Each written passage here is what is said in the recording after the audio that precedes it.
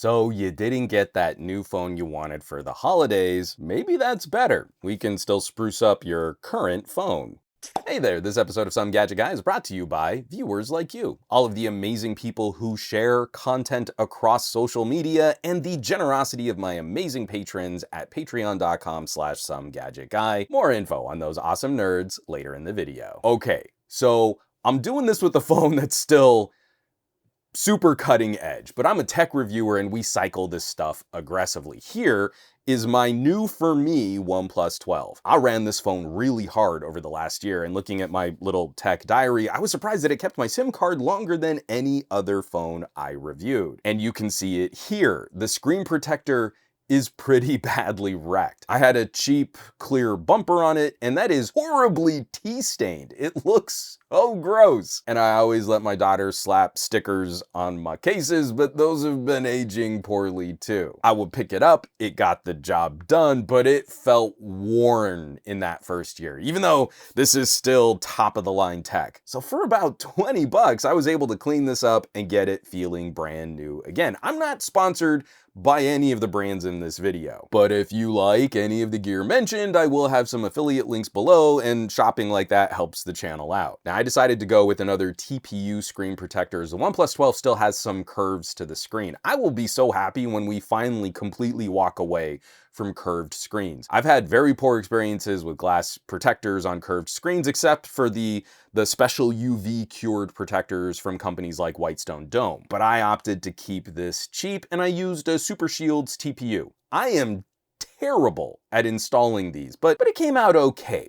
At least it's less distracting than the older screen protector was. I don't know how well you'll be able to see it from this shot right here, but those little bubbles from the installation part of this video have all completely vanished about a day after using my phone with this new protector on it. Talking about that screen protector, this is kind of funny because the case I wanted to roll with was a bit chunkier. I don't use wireless charging at all, especially not on a OnePlus with actual real fast charging, but I am having fun with some of the new magnetic accessories like wallets and tripods. I grabbed this Poetic case, which has an optional front shield, but with the optical fingerprint sensor in the OnePlus 12, I didn't like the sensor performance as much, so that's why I still used a separate TPU screen guard, and then I left the Poetic screen guard off. It's silly.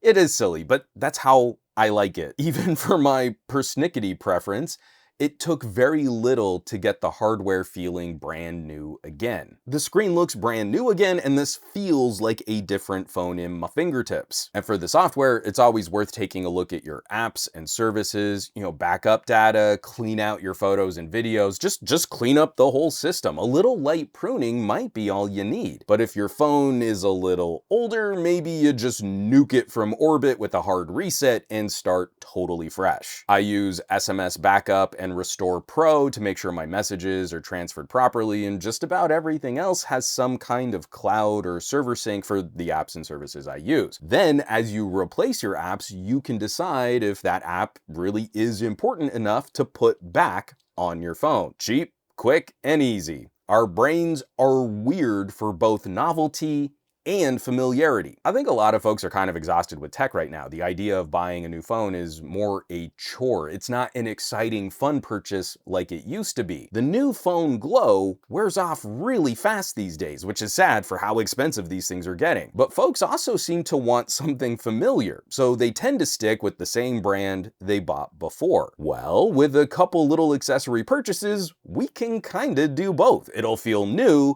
and it'll still be familiar. And of course, I want to hear from you. What are your top suggestions for cleaning up an old phone to feel fresh again? Do you do anything special to clean it? Do you have a good repair shop for battery replacements? Drop some comments down below and let's get some knowledge sharing happening. And while I go through testing all these phones, I have so much fun digging into new products. I want to spend a bit more time talking about the older products, but the weight of the YouTube algorithm means that a lot of that commentary ends up on my Patreon. That's patreon.com/SomeGadgetGuy. A huge thank you from the bottom of my heart. This list of names scrolling by on your screen right now, these are the folks that are helping to keep the lights on here in the Gadget Lab. They're basically the coolest geeks in the universe. So I hope you'll check them out. It's a really fun community. Now, you know where you can find me across the rest of the internet at SomeGadgetGuy, basically everywhere. But these days, trying to spend a bit more time on the Mastodons, a little time on the Blueskis, a lot less so on the Facebooks, the Instagrams, the Threads, and definitely not on the dumpster fire. And I will catch you all on the next video.